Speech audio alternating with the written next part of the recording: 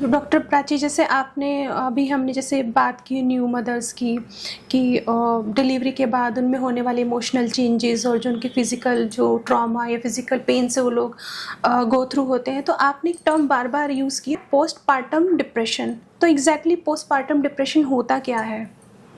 हाँ जी, बिल्कुल।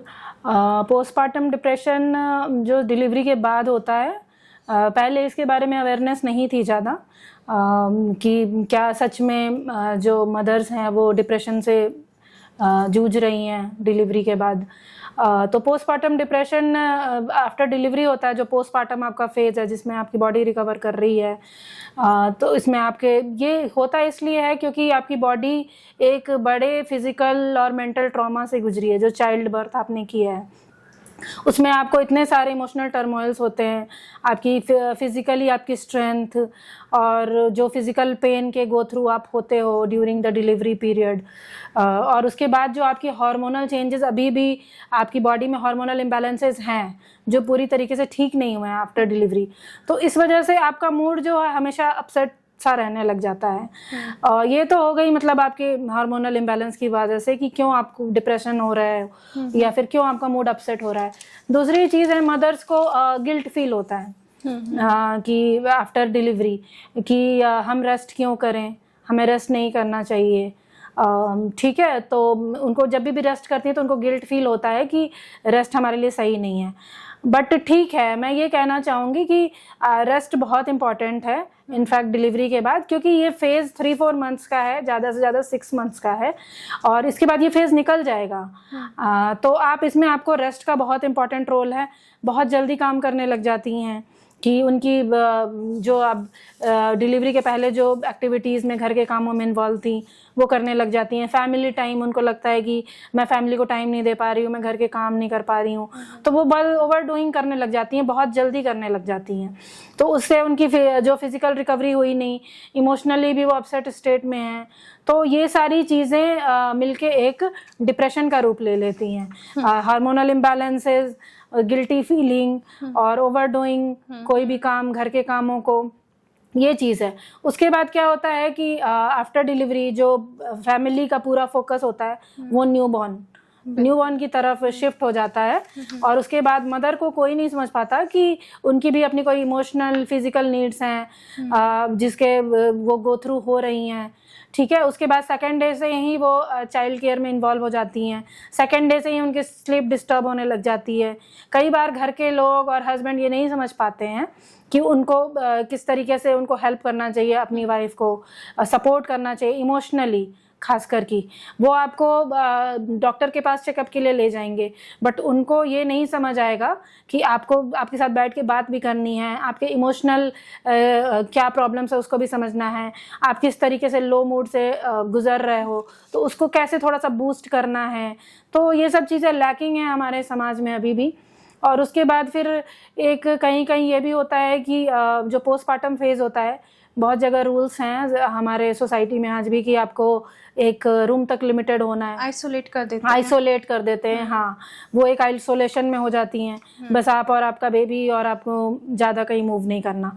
तो वो आप अपने आप को होम बाउंड और एक आइसोलेशन में एक फील करते हो, वो आपके मूड को और ज़्यादा लो करता है। ठीक है, और मूड को लो करता है और वो सारी चीज़ें मिलके एक डिप्रेशन आपका बन जाता है। तो और सबसे बड़ी चीज़ देखिए, जो मदर्स हैं, जो वाइफ है, जो लेडी है, वो हर चीज़ की प्रॉब्लम को झेल जाएगी, बट अगर कभी हस्बैंड आपकी इमोशनल प्रॉब्लम्स, आपकी फिजिकल प्रॉब्लम्स या आपसे कनेक्शन उस टाइम लैकिंग हो जाता है ड्यूरिंग द डिलीवरी पीरियड और प्रेगनेंसी पीरियड, अगर वो नहीं समझ पा रहे तो ये उनके मेंटल स्टेटस पे सबसे ज़्यादा इम्पैक्ट करता है। क्योंकि वो एक इंसान से सबसे ज़्यादा एक्सपेक्टेशन करती हैं कि ठीक है, कोई और मुझे समझे या ना समझे, मेरे हस्बैंड को ज़रूर समझना चाहिए।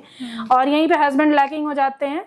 और एक रीज़न इसका ये भी है हमारे समाज में, क्योंकि जो हस्बैंड को अवेयरनेस नहीं है कि उनकी वाइफ को क्या प्रॉब्लम है, या उनके साथ बैठना चाहिए, या उनका मूड भी लिफ्ट होना चाहिए, फिजिक्स उनसे भी बातें करें, हाँ बातें करें, उनको टाइम दें। यही टाइम की सबसे ज़्यादा लैकिंग हो जाती है। सब अपने काम में बिजी हैं, हस्बैंड भी अपने काम में बिजी हैं, और ये आजकल के ज़माने में टाइम वाला जो फैक्टर है, और ख़ासकर कि after postpartum care after postpartum time, जो पोस्टपार्टम का टाइम होता है, तो इस टाइम में टाइम अगर आपको कोई नहीं दे रहा है तो वो आपको और ज़्यादा लगता है, उस चीज़ों को आप ज़्यादा फील करते हो। और हस्बैंड को अवेयरनेस नहीं है, क्योंकि ये अवेयरनेस कहाँ से आएगी जब अगर किसी मतलब किसी को अगर आप बचपन से एजुकेट कर रहे हो, अवेयरनेस दे रहे हो कि हाँ लेडीज़ की ये भी प्रॉब्लम्स हो सकती हैं, लेडीज़ चाइल्ड बर्थ और प्रेगनेंसी के बाद इन सब प्रॉब्लम से गुजरती हैं, तो फिर वो कहीं ना कहीं वो गैप फिल होगा, कहीं ना कहीं उनको भी अवेयरनेस होगी कि हाँ मेरी वाइफ को नीड है। बट उनको ये पता ही नहीं होता है कि क्या नीड है मेरी वाइफ को, क्यों उसका मूड इतना डिप्रेस हो रहा है, और किस फिजिकल चेंजेस से वो गुजर रही है। नींद में एटलीस्ट नींद उनको नहीं पूरी हो, हाँ नींद पूरी नहीं हो रही है।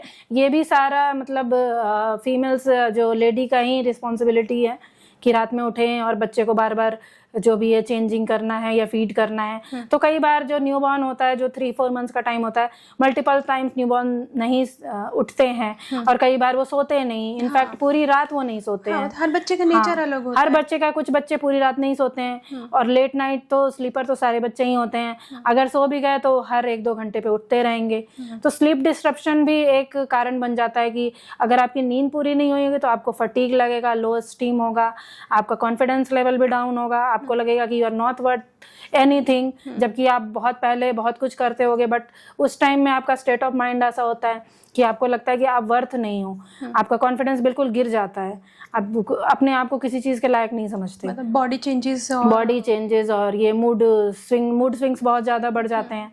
तो ये सारी चीज़ें, इतनी सारी इमोशनल चेंजेस एक लेडी नहीं झेल पाती है, वही सब कुछ फिर पोस्टपार्टम डिप्रेशन के रूप में उनको फील होता है। और सही कहा आपने, जैसे कि एक जैसी वाइफ है, उसका जो एक इमीडिएट जो एक पार्टनर है वो हस्बैंड ही है, और अगर हस्बैंड ही इस चीज़ को ना समझे कि हाँ मेरी वाइफ एक फिजिकल ट्रॉमा से गुजरी है, अभी वो आइसोलेशन में है, वो उसके फिजिकल चेंजेस इतने ज़्यादा हो गए कि उसका मूड खुद ख़राब होता है, उसकी नींद कंप्लीट नहीं हो रही है, वो डिप्रेशन में, एटलीस्ट मुझे तो समझना चाहिए, और फैमिली मेम्बर समझे ना समझे।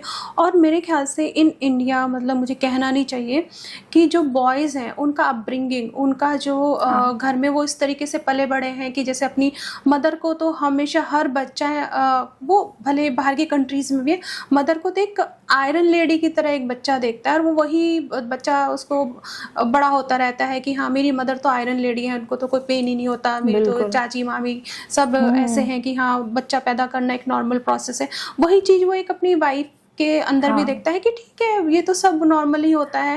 और दूसरा, हमारे यहाँ बच्चों को ऐसे इमोशनली, स्पेशली लड़कों को इमोशनली तैयार नहीं किया जाता है एक उसकी फीमेल पार्टनर के लिए कि उसको क्या चाहिए, क्योंकि हमारे समाज में वो पहले से ही नहीं है, क्योंकि जो मदर्स हैं, जो मतलब मदर इन लॉ हैं या खुद की मदर हैं, वो भी इसी फेज से गुजरी है, उनको भी नहीं मिला, तो उनको भी नहीं ये एक उनके अंदर एक नॉलेज है कि वो समझती है कि जैसे मैंने किया, हाँ, ये भी मुझे नहीं मिला तो उसको भी नहीं मिलेगा, तो क्या प्रॉब्लम है, what's a big deal. What's a big deal, बच्चा हमने भी पैदा किया है, हमारे हस्बैंड ने भी बच्चे को गोद में नहीं लेते थे, तो इसने भी नहीं किया। तो इवन कुछ बॉयज़ करना भी चाहते हैं तो वहाँ पर उनको ये कहकर रोक दिया जाता है ये तो सिर्फ एक फीमेल का काम है।